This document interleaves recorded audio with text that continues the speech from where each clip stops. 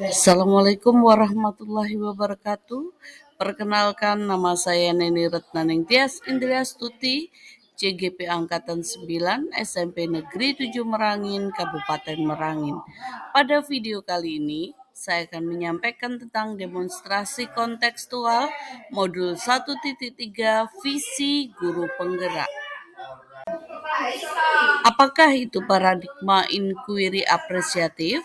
Inquiry apresiatif dikenal sebagai pendekatan manajemen perubahan yang kolaboratif dan berbasis kekuatan menggunakan prinsip-prinsip utama psikologi di sekolah.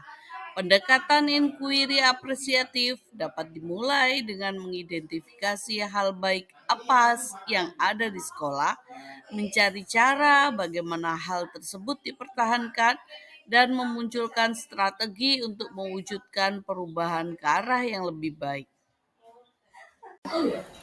Tahapan Bagja dalam inquiry apresiatif dimulai dari B.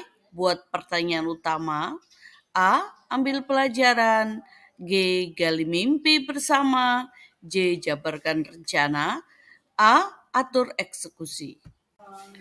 Buat pertanyaan. Buat pertanyaan utama ke arah penelusuran untuk menentukan arah penelusuran.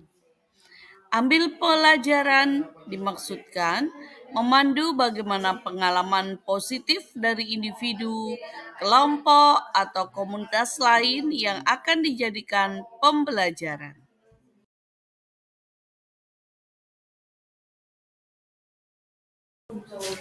Visi guru penggerak yang ingin saya sampaikan adalah terwujudnya siswa yang religius, berakhlak mulia, bijak teknologi, cinta lingkungan, dan berkarakter profil pelajar Pancasila.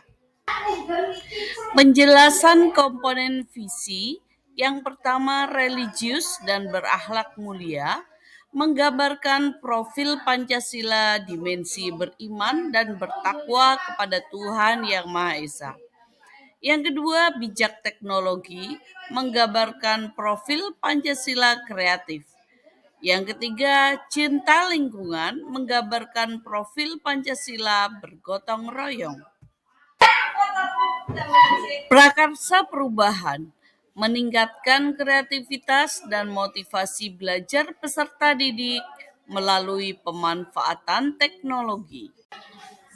Tahapan Bagja Prakarsa Perubahan, meningkatkan kreativitas dan motivasi belajar peserta didik melalui pemanfaatan teknologi untuk membuat pertanyaan, bagaimana cara meningkatkan kreativitas dan motivasi belajar peserta didik melalui pemanfaatan teknologi. Tindakan atau penyelidikan yang perlu dilakukan yaitu melakukan diskusi dengan kepala sekolah dan rekan sejawat, mencari referensi dan praktik baik tentang cara meningkatkan kreativitas dan motivasi peserta didik melalui pemanfaatan teknologi. Dan yang ketiga, mencari karakter peserta didik melalui asesmen diagnosis. Tahapan yang kedua, ambil pelajaran. Pertanyaannya adalah, siapakah guru yang ahli di bidang teknologi dan telah memanfaatkan teknologi dalam pembelajaran di kelas?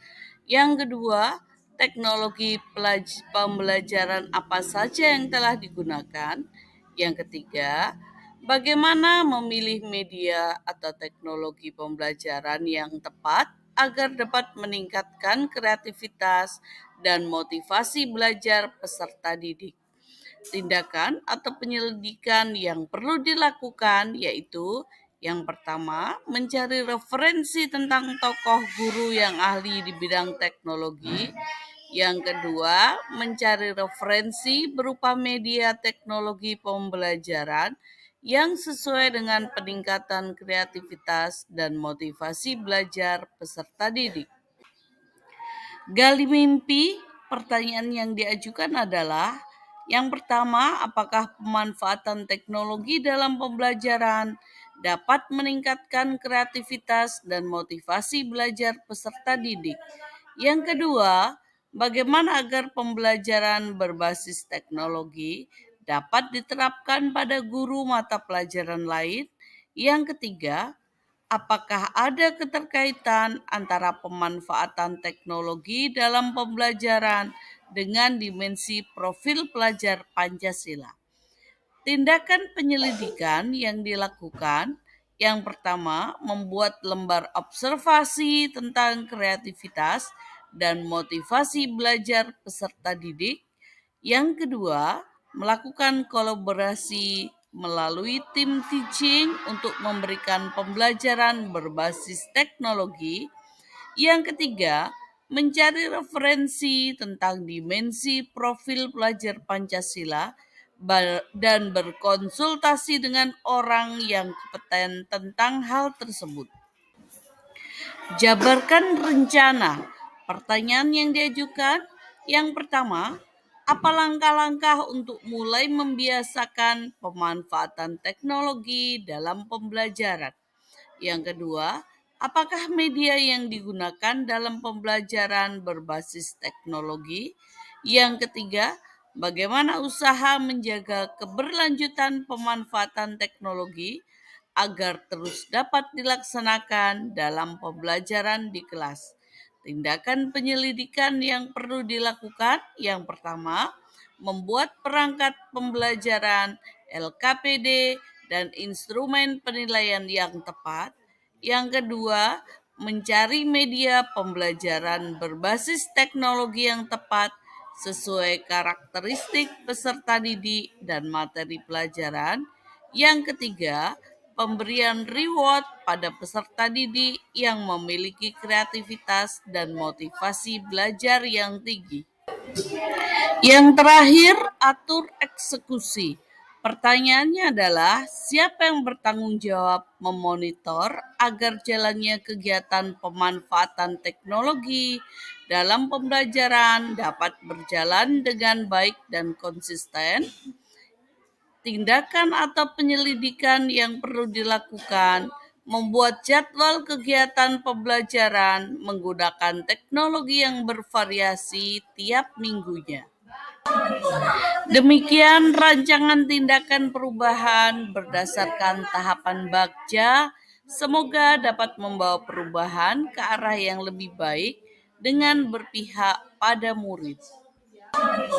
Demikian rancangan tindakan perubahan berdasarkan tahapan Bagja, semoga dapat membawa perubahan ke arah yang lebih. Semoga kita selalu menjadi guru yang tergerak, bergerak, dan menggerakkan. Terima kasih. Wassalamualaikum warahmatullahi wabarakatuh. Semoga kita selalu menjadi guru yang tergerak, bergerak, dan menggerakkan. Terima kasih. Wassalamualaikum warahmatullahi wabarakatuh. Semoga kita selalu menjadi guru yang tergerak,